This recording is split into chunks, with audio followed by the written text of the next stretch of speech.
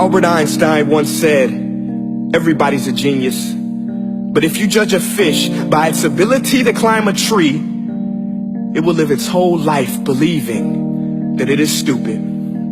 Ladies and gentlemen of the jury, today on trial we have modern day schooling. Glad you could come. Not only does he make fish climb trees, but also makes them climb down and do a 10-mile run. Tell me, school, are you proud of the things you've done?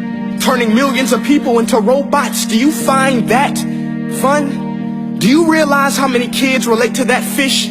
Swimming upstream in class, never finding their gifts, thinking they are stupid, believing they are useless? Well, the time has come, no more excuses. I call school to the stand and accuse him of killing creativity, individuality, and being intellectually abusive. He's an ancient institution that has outlived his usage. So, Your Honor, this concludes my opening statement, and if I may present the evidence of my case, I will prove it. Proceed. Exhibit A. Here's a modern day phone. Recognize it? Here's a phone from 150 years ago. Big difference, right?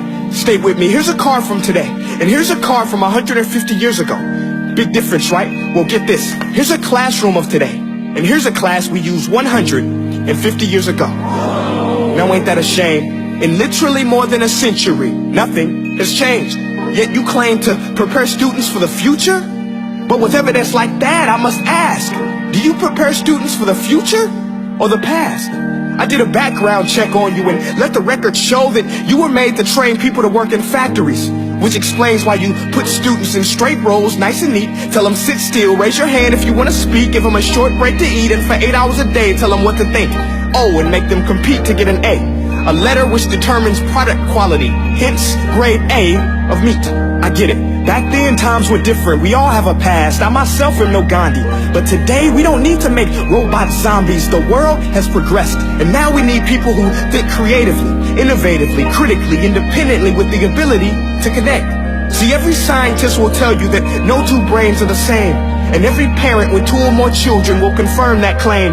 So please explain why you treat students like cookie cutter frames or snapback hats, giving them this one-size-fits-all crap. Watch your language. Sorry, Your Honor, but if a doctor prescribed the exact same medicine to all of his patients, the results will be tragic. So many people will get sick, yet when it comes to school, this is exactly what happens. This educational malpractice, where one teacher stands in front of 20 kids, each one having different strengths, different needs, different gifts, different dreams, and you teach the same thing the same way? That's horrific. Ladies and gentlemen, the defendant should not be acquitted. This may be one of the worst criminal offenses ever to be committed. And let's mention the way you treat your employees. Objection. Overruled. I want to hear this. It's a shame. I mean, teachers have the most important job on the planet, yet they're underpaid? No wonder so many students are short-changed. Let's be honest. Teachers should earn just as much as doctors, because a doctor can do heart surgery and save the life of a kid. But a great teacher can reach the heart of that kid and allow him to truly live. See, teachers are heroes that often get blamed, but they're not the problem. They work in a system without many options or rights. Curriculums are created by policymakers, most of which have never taught a day in their life. Just obsessed with standardized tests. They think bubbling in a multiple choice question will determine success. That's outlandish. In fact, these tests are too cruel to be used and should be abandoned, but don't take my word for it. Take Frederick J. Kelly, the man who invented standardized testing, who said, and I quote, "These tests are too cruel to be used and should be abandoned." Ladies and gentlemen of the jury, if we continue down this road, the results will be lethal. I don't have much faith in school, but I do have faith in people.